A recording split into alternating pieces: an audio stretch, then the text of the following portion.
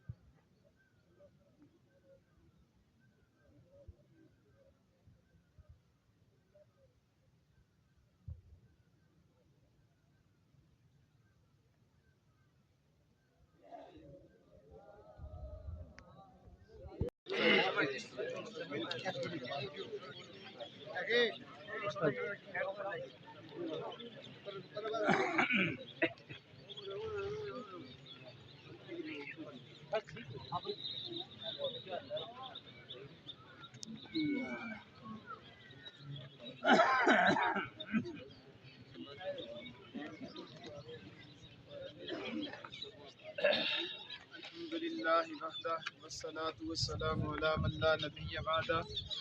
وعلی آلہ واصحابہ اوفوا عہدہ اما بعد فاعوذ باللہ من الشیطان الرجیم بسم اللہ الرحمن الرحیم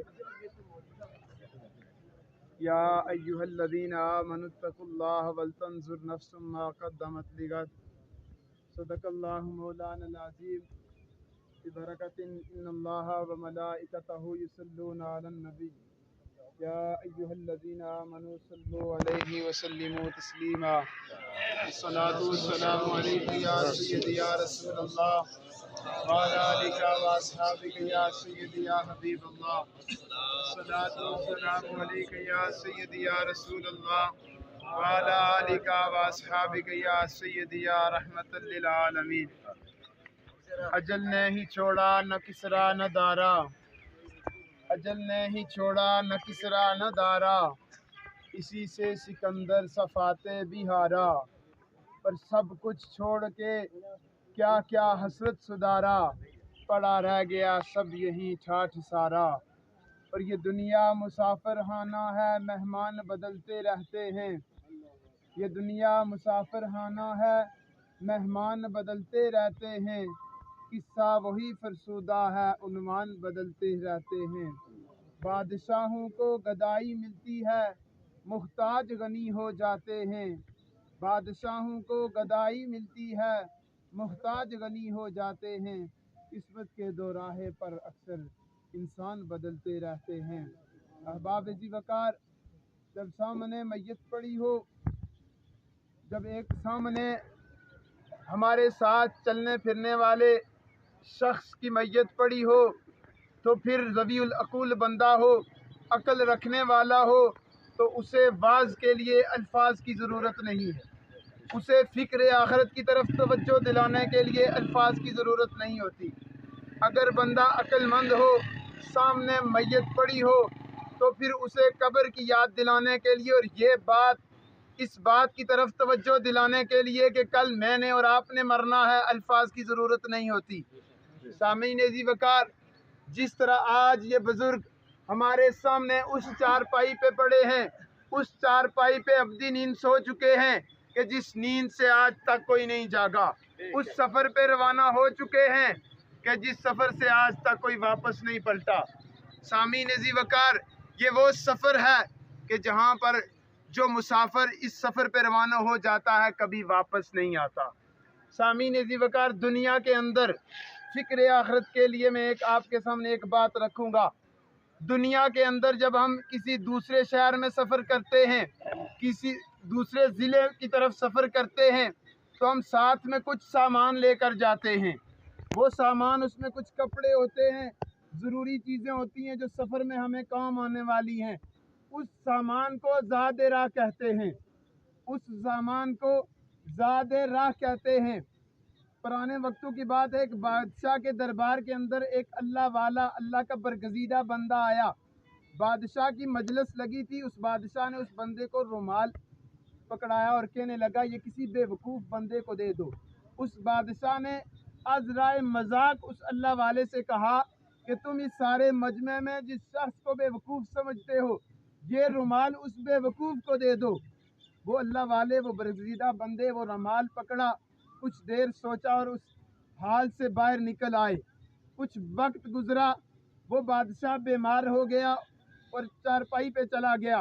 اور قریب المرگ ہو گیا، مرنے کے قریب ہو گیا۔ وہ بزرگ آئے، وہ رومال ہاتھ میں لے کر اس بادشاہ کو دیا اور کہنے لگے دنیا کے اندر میں تجھ سے بڑا کسی کو بے وقوف نہیں سمجھتا۔ وہ بادشاہ حیرانگی سے کہنے لگا کہ کیا وجہ ہے، مجھے آپ نے سب سے زیادہ بے وقوف کیوں سمجھا؟ وہ بزرگ فرمانے لگے کہ دنیا کے اندر جب تو کسی سفر پہ جایا کرتا تھا تو سب سے پہلے اپنا پیادہ بھیج دیا کرتا تھا۔ وہ بادشاہ پہلے سفر کیا کرتے تھے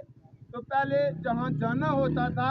وہاں وہ اپنا پیادہ بھیج دیتے تھے کہ تاکہ بادشاہ کے رہن سہن کے لیے وہ کوئی اہتمام کر لے۔ تو اس بزرگ نے کہا بادشاہ سے کہ دنیا کی زندگی کے اندر جتنے بھی تو نے سفر کیے ہیں پہلے پیادہ بھیجا کرتا تھا، اپنا زاد راہ، اپنا سامان پہلے بھیج دیا کرتا تھا۔ بتا آج جس سفر پہ تو روانہ ہو رہا ہے، جہاں سے کوئی واپس نہیں آیا، اس کے لیے بھی کوئی پیادہ بھیجا ہے، کوئی زاد راہ بھیجا ہے؟ تو وہ بادشاہ کہنے لگا میں تو غافل رہا، میں نے تو واقعتاً اس سفر کے لیے کوئی تیاری نہیں کی۔ تو وہ بزرگ فرمانے لگے تجھ سے کوئی بڑا بے وقوف نہیں ہے۔ احباب ذی وقار، یہ بات بیان کرنے کا مقصد یہ ہے کہ مجھے اور آپ کو بھی اس غور و فکر کی ضرورت ہے، کہیں میں اور آپ بھی اس بادشاہ کی طرح بے وقوف تو نہیں؟ کیا میں اور آپ بھی اس سفر کے لیے تیاری کر رہے ہیں کہ جس کے لیے پہلے بتایا نہیں جائے گا، جس کے لیے پہلے آپ کو اطلاع نہیں دی جائے گی؟ کیا میں اور آپ اس سفر کے لیے کوئی زاد راہ اختیار کر رہے ہیں؟ قرآن کی آیت جو آپ کے سامنے رکھی ہے، اللہ رب العالمین ارشاد فرماتا ہے ایمان والو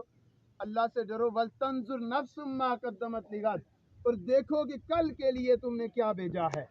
کل کے لیے تم نے کیا بھیجا ہے، کل قبر قیامت کے لیے تم نے کیا بھیجا ہے۔ دنیا کے اندر آج میں نے اور آپ نے اس بات کی طرف توجہ دینی ہے، صبح سے لے کر شام تک جو کماتے ہیں، جو کام کرتے ہیں، اور شام سے صبح تک اس میں ہماری ترجیحات کیا ہیں؟ کیا ہم قبر کے لیے بھی کچھ کر رہے ہیں؟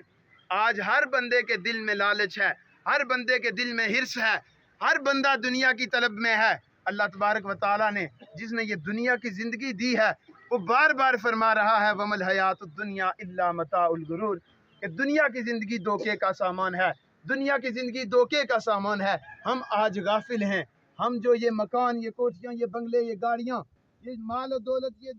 جائیدادیں، یہ جتنا بھی ہم سامان جمع کر رہے ہیں، اللہ فرماتا ہے ایمان والو اللہ سے ڈرو، دیکھو یہ پیچھے رہ جانے والا ہے، یہ اس اولاد کے لیے رہ جانے والا ہے جو اس پر، اس جائیداد پہ کی جو آپ کے جانے کے بعد لڑائی کرے۔ اور یاد رکھیں کوئی کسی سے امید نہ رکھے، جو رشتہ دار چھوٹی سی بات پر آپ سے بات کرنا چھوڑ دیتے ہیں، کیا سمجھتے ہیں مرنے کے بعد آپ کی قبر پر قرآن خوانی کریں گے؟ بیٹے، سگے بیٹے مرنے کے بعد باپ کی قبر پر سال نہیں جاتے۔ ہم اپنے اندر معاشرے کے اندر غور کریں، ہم کتنے لوگ ہیں جن کے باپ، جن کے والدین، جن کے بہن بھائی اس دنیا سے چلے گئے، کتنا قریبی رشتہ ہے، ہم دن میں کتنی مرتبہ ان کی قبروں پر جا کر قرآن پڑھتے ہیں اور ان کے لیے بخشش کی دعا کرتے ہیں۔ اگر ہم نہیں کرتے تو ہمارے لیے کون کرے گا؟ یہ غلط فہمی ہے، جو اولاد زندگی میں آپ کے کہنے پہ نماز نہیں پڑھتی، کیا سمجھتے ہیں مرنے کے بعد آپ کو بخشوا لے گی، آپ کے لیے بخشش کی دعا کرے گی، آپ کے لیے قرآن خوانی کرے گی؟ ہاں، ایک صورت میں آپ کی اولاد آپ کے لیے قرآن خوانی کر سکتی ہے، صدقہ جاریہ بن سکتی ہے، جب آپ نے زندگی کے اندر اپنی اولاد کو دینی تعلیم دی، جب نے آپ اپنی اولاد کو دیندار بنایا ہو، قرآن سکھایا ہو، عالم دین بنایا ہو، اس صورت میں وہ اولاد آپ کے لیے بخشش کا ذریعہ بن سکتی ہے۔ اس لیے یہ احباب ذی وقار، دنیا کی زندگی کے اندر رہتے ہوئے ہر ممکن کوشش کرنی چاہیے کہ ہماری آخرت آسان ہو، قبر کی فکر کرنی چاہیے اور غور و تدبر و فکر کی ضرورت ہے۔ اور یہ مبارک مہینہ ہمارے لیے ایک موسم بہار کی حیثیت رکھتا ہے۔ ایک بخشش کا ایک نہایت موسم بہار کی حیثیت رکھتا ہے اور بخشوانے کا، اپنے گناہوں کی معافی مانگنے کا ایک بہترین سنہری موقع ہے۔ اللہ تبارک و تعالی عمل کی توفیق عطا فرمائے۔ واخر دعوانا الحمدللہ۔ بسم اللہ الرحمن الرحیم۔ تاجدار انبیاء شاہد و سرا علیہ السلام کی ایک حدیث مبارکہ ہے۔ نبی پاک علیہ السلام اپنے گھر کے اندر ایک دعا مانگا کرتے تھے، امت کو ایک تعلیم دیا کرتے تھے کہ میرے غلاموں اس دعا کو ہمیشہ یاد رکھنا، اور اس دعا کو رب کی بارگاہ میں دستے دعا کرتے رہنا۔ وہ دعا کیا تھی؟ دعا یہ تھی، اللہم حاسبنی حسابا یسیرا، اے اللہ حساب ذرا آسان کر کے لینا۔ بات بڑی قابل توجہ ہے۔ تاجدار انبیاء شاہ کونین علیہ السلام دعا مانگ رہے ہیں، نبیوں کے امام دعا مانگ رہے ہیں، معصوم عن الخطا ہیں، آپ کے توسل سے اللہ نے اپنا رب ہونا ظاہر کیا ہے، لیکن امت کو تعلیم ارشاد فرما رہے ہیں کہ میرے غلاموں، میرا کلمہ پڑھنے والوں، اللہ کی بارگاہ میں یہ دعا کرتے رہا کرو، اللہم حاسبنی حسابا یسیرا، کہ اے اللہ حساب ذرا آسان کر کے لینا۔ اب اس کا مطلب کیا ہے؟ اس کا مفہوم کیا ہے؟ اس کا مفہوم یوں نظر آ جاتا ہے کہ جب بڑے محشر کے میدان میں ساری امتوں کے بارے میں اعلان کیا جائے گا کہ حساب کے لیے اپنی اپنی امتوں سے ایک ایک نیک بندے کو بھیجا جائے رب کی بارگاہ میں، اور نبی آخر الزمان شاہ کونین علیہ السلام کی امت میں سے میرے پاک نبی اپنے صحابہ میں سے افضل الانبیاء کے بعد جو کائنات میں سب سے افضل انسان ہے، جس کا نام سیدنا صدیق اکبر ہے، آپ کی ذات کو پیش کیا جائے گا، لیکن آپ کا جسم لڑکھڑاتا نظر آئے گا، اور آپ عرض کریں گے اے اللہ کے پیارے نبی، صدیق جیسا کمزور جسم اور صدیق جیسا کمزور آدمی رب کی بارگاہ میں کیسے کھڑا ہو؟ اگر صدیق اکبر جیسا بندہ اللہ کی بارگاہ میں حساب نہیں دے سکتا، اور اللہ کے نبی حساب کے بارے میں دعا مانگ رہے ہیں کہ اللہ حساب آسان کر کے لینا، تو پھر ہم اپنے گریبان میں منہ جھانک کر دیکھیں کہ ہم نے اپنی آخرت کے لیے کیا کچھ تیاری کی ہے۔ حضرت عائشہ صدیقہ نے عرض کی، ہے اللہ کے پیارے نبی ذرا بتائیں نا، یہ حساب آسان کرنے کا مطلب کیا ہے؟ آسان کر کے حساب کیسے لیا جاتا ہے؟ تو اللہ کے نبی نے کیا خوب ارشاد فرمایا۔ اللہ کے نبی نے فرمایا، اے عائشہ حساب آسان کرنے کا مطلب اور مفہوم یہ ہے کہ اللہ بندے کے نامہ اعمال پہ نظر ڈالے گا، نظر ڈالنے کے بعد پھر اللہ درگزر فرما دے گا، ورنہ درگزر کے سوا انسان کے کوئی ایسے اعمال نہیں کہ بندہ رب کی بارگاہ میں اپنے اعمال پہ کوئی ناز کر سکے۔ رمضان المبارک کا بابرکت مہینہ ہے، خوبصورت حسین لمحات ہیں، بڑے قیمتی لمحات ہیں، لیکن ان قیمتی لمحات میں بھی ہم ان الجھنوں میں پڑے ہوئے ہیں۔ 8 رکعت پڑھنی چاہیے، 4 پڑھنی چاہیے، 2 کافی نہیں، 6 کافی نہیں، 20 پڑھنے میں ہمیں تکلیف محسوس ہوتی ہے، لیکن اللہ نے ہمیں بار بار موقع عنایت کر رہا ہے کہ وہ دنیا میں بسنے والوں، یہ تمہارے لیے حسین اور سنہری مواقع ہیں، ان سے فائدہ حاصل کر لو، کل جب تمہیں اس چارپائی پہ رکھا جائے تو تمہارے یہ اعمال تمہارے کام آئیں۔ اللہ کی بارگاہ میں دعا ہے کہ اللہ کریم مرحوم کی کامل بخشش فرمائے۔ یہ رمضان المبارک کے لمحات میں دنیا سے جانے والے لوگ کوئی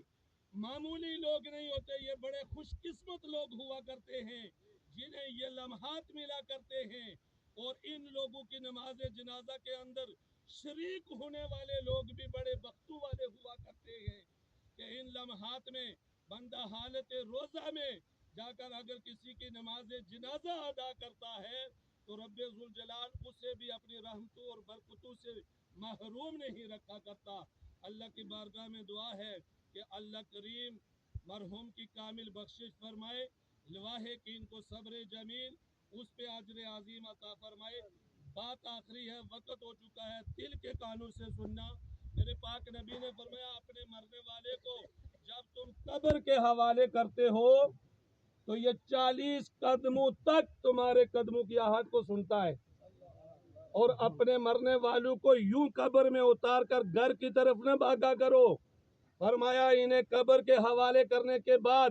ان کی قبر پہ اتنی دیر تک بیٹھ کر تلاوت قرآن کیا کرو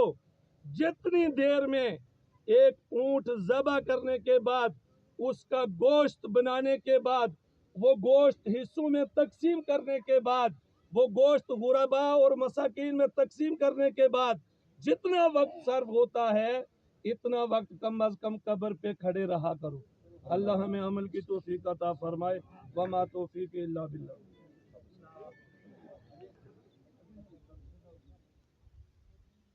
اور اسا کی طرف سے یہ اعلان ہے کہ اگر ان کے ساتھ کسی کا کوئی لین دین ہو تو وہ ان کے بیٹے موجود ہیں، وہ ان سے رابطہ کر سکتے ہیں۔